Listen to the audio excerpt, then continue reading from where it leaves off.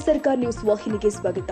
ಎಚ್ಡಿಗೆ 60% commission ಆರೋಪ ವಿಚಾರವಾಗಿ DK Suresh ಟಾಂಗ್ ಕೊಟ್ಟಿದ್ದಾರೆ. ಕುಮಾರಸ್ವಾಮಿಗೆ ಒಳ್ಳೆಯ ಅವಕಾಶ ಸಿಕ್ಕಿದೆ. ದೇಶದ ಜನರಿಗೆ ಸೇವೆ ಮಾಡೋಕೆ ಸಿಕ್ಕಿದೆ. 60-40% ಎಲ್ಲವನ್ನ ಬಿಡ್ಲಿ. ಕುಮಾರಸ್ವಾಮಿಗೆ ಕೇಂದ್ರದಲ್ಲಿ ಉನ್ನತ ಸ್ಥಾನವಿದೆ. ರಾಜ್ಯಕ್ಕೆ ಏನ್ ಕೊಡುಗೆ ಕೊಡಬೇಕು ಕೊಡ್ಲಿ.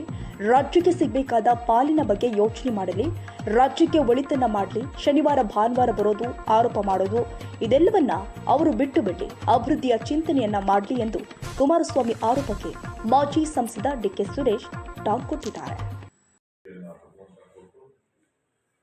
ರಾಜ್ಯದ ಜನರ ಹಿತದೃಷ್ಟಿಯಿಂದ ಅವರ ಸಲಹೆಗಳು, ಮಾರ್ಗದರ್ಶನ ರಾಜ್ಯ ಸರ್ಕಾರಕ್ಕೆ ಇರಲಿ ಅಂತ ಹೇಳಿ ನಾನು 40% ವಿರುದ್ಧ ದೊಡ್ಡ ಹೋರಾಟ ಮಾಡಿ ಸರ್ ಕಾಂಗ್ರೆಸ್ ಅದ್ರ ಮೇಲೆ ಹೇಳಿದ್ನಲ್ಲಪ್ಪ, ಹೊಸ ವರ್ಷದಲ್ಲಿ ಅವ್ರಿಗೆ ಒಳ್ಳೆ ಬುದ್ಧಿ ಕೊಡ್ಲಿ ಅಂತ ಹೇಳಿದ್ದೀನಲ್ಲ.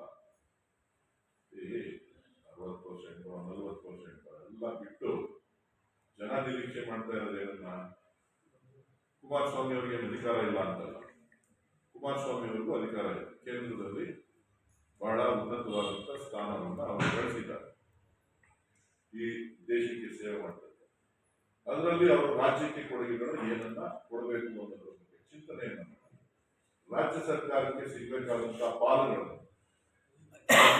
ಬರಬೇಕಾದಂತಹ ಯೋಜನೆಗಳನ್ನ, ಇದ್ರ ಬಗ್ಗೆ ಒತ್ತಡವನ್ನ ಕೇಂದ್ರ ಸರ್ಕಾರದಲ್ಲಿ ಮಾನ್ಯ ಪ್ರಧಾನಮಂತ್ರಿಗಳ ಮೇಲೆ ತೋರಿಸಿ ರಾಜ್ಯಕ್ಕೆ ಒಳಿತನ್ನ ಬಯಸಲಿ, ಒಳಿತನ್ನ ಮಾಡಲಿ. ಬರೋದು ಆರೋಪ ಮಾಡೋದು, ಬರೋದು ಶನಿವಾರ ಭಾನುವಾರ ಬರೋದು ಆರೋಪ ಮಾಡೋದು ಅಷ್ಟು ಒಳ್ಳೆಯ ಬೆಳವಣಿಗೆ ಅಲ್ಲ.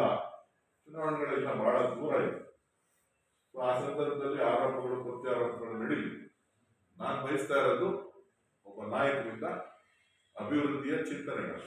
ಆ ಅಭಿವೃದ್ಧಿಯ ಚಿಂತನೆಗಳನ್ನ ಮಂಥನ ಮಾಡಲಿ ಅಂತೇಳಿ ನಾನು ಬಯಸ್ತೇನೆ.